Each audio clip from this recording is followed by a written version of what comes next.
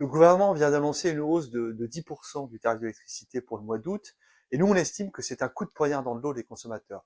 Pourquoi? Parce que en début d'année, le gouvernement avait dit on fait un bouclier tarifaire électricité qui augmente le prix de 15% pour l'ensemble de l'année 2023. Donc c'était plus 15% pour l'ensemble de l'année.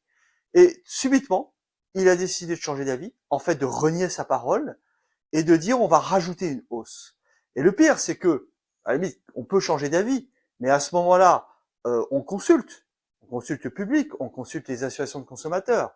Nous, à la CLCV, on croise les responsables du gouvernement sur l'énergie ces dernières semaines. Est-ce que vous pensez que ces responsables du gouvernement nous ont dit on envisage une hausse cet été? Que nenni! Ils nous ont rien dit. Ils ont préféré donc renier leurs paroles, n'en parler à personne et essayer de faire passer cette annonce au creux de l'été au moment où ça se voit pas. Au niveau du procédé, c'est absolument inacceptable.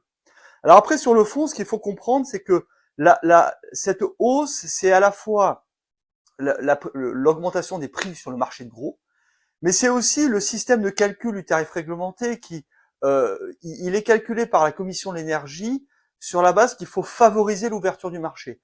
Il faut que les 35 fournisseurs alternatifs qui sont sur le marché puissent survivre.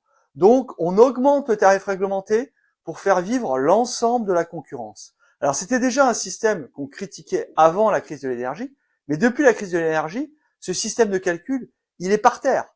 Il est par terre parce qu'il produit un prix qui est irréel, qui est délirant, qui est totalement déconnecté des coûts réels de la filière, des coûts d'EDF, et donc évidemment il est inassumable. Le gouvernement donc ne l'assume pas, donc il fait un bouclier tarifaire, mais il est obligé de prendre des très grandes sommes dans les caisses de l'État pour indemniser les fournisseurs, et là on arrive au point où il trouvait que c'était trop en termes de dépenses publiques, ce qu'on comprend, mais à ce moment-là, ce qu'on dit nous depuis des mois au gouvernement, c'est on ne pourra pas continuer de prendre de l'argent dans la caisse de l'État. Ce qu'il faut, c'est une réforme structurelle du calcul du tarif réglementé, une réforme structurelle de cette question d'ouverture du marché, et c'est par cette réforme structurelle qu'on aboutira à un prix qui est maîtrisé, et en tout cas qui est juste, sans avoir besoin de prendre dans l'argent public. Et donc, au gouvernement, plutôt que de nous mettre des coups de poignard, consultez-nous pour faire cette réforme.